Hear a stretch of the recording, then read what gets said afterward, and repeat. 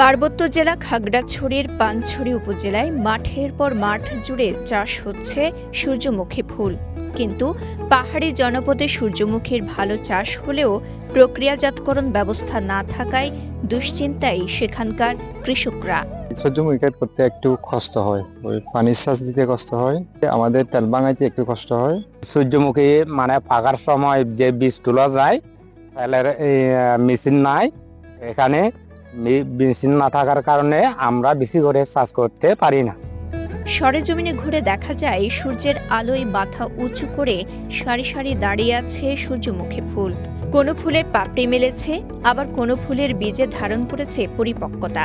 আর এই বীজ থেকেই তৈরি হয় তেল, পশুখাদ্য, প্রসাধনী ও শিল্পজাত বিভিন্ন পণ্য। তবে কৃষকরা জানান, পাহাড়ি এলাকা হওয়ায় পর্যাপ্ত পানির অভাবে সূর্যমুখী চাষে বেগ পেতে হয় তাদের। এছাড়া তেল উৎপাদনের মেশিন না থাকায় বাড়তি খরচ বহন করতে হয়। এই সমস্যা সমাধানে সরকারের সহযোগিতা চান কৃষকরা। যদি তেল বাঙানোর খরচটা একটু যদি কম হতো, গ্রামের অনেক কৃষক এই চাষে উৎসাহিত হতো। পানির সংকটের কারণে আমরা বেশি করে চাষ করে পারি না।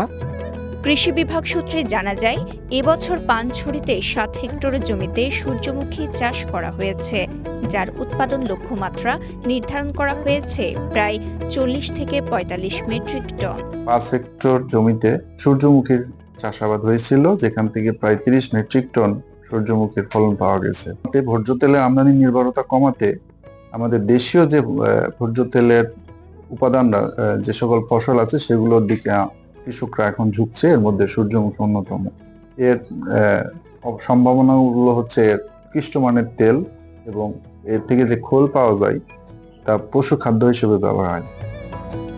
কম খরচে স্বল্প পরিশ্রমে সূর্যমুখী চাষ করা যায়, তবে পর্যাপ্ত সেচ ব্যবস্থা, প্রক্রিয়াজাতকরণ ও ন্যায্য মূল্য নিশ্চিত হলে গুরুত্বপূর্ণ ভূমিকা রাখবে এই ফসল।